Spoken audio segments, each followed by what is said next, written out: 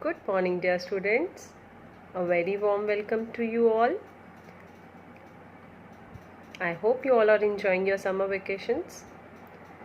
This is the time to learn some moral value. So, I, Neha Sharma, is going to narrate a story today. Kindly sit back and listen to it very patiently. I'm sure you will enjoy it. The name of our story is The Blue Jackal. In a forest near a village lived a jackal. Although he was a timid fellow, he was also very greedy. One day the jackal went into the village to steal some hens. When he entered a coop, the hens began to make a lot of noise. Hearing the noise, some people came out with axes in their hands and their dogs by their side and began chasing the jackal. The jackal was in a fix. The forest was far, and he knew he would not be able to outrun the men and their dogs. He saw an empty drum behind one of the shops. The jackal quickly climbed onto the drum and hid inside it until the trouble passed.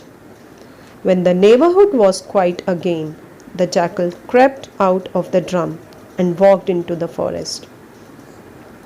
All that running had made him thirsty. The jackal walked to a river for a drink of water. Suddenly, he noticed that he no longer looked the way he used to. He had turned blue all over.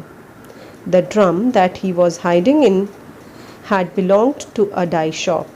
The owner had stored blue dye in it. When the jackal hid in the drum, his coat got blue dye on it.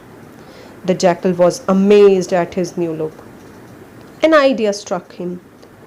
What if I am able to fool all these stupid animals of the forest?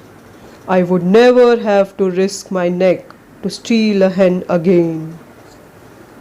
He proudly strutted into the forest and called a meeting. He declared, "Listen, everyone. As you must have guessed it already by now, I am the only one of my kind. I was sent by God to rule over all other animals.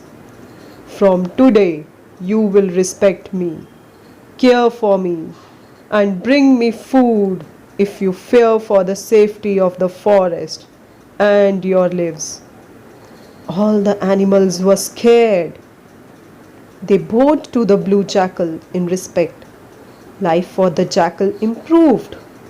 He would sit under a large tree and eat and roll in the dirt all day.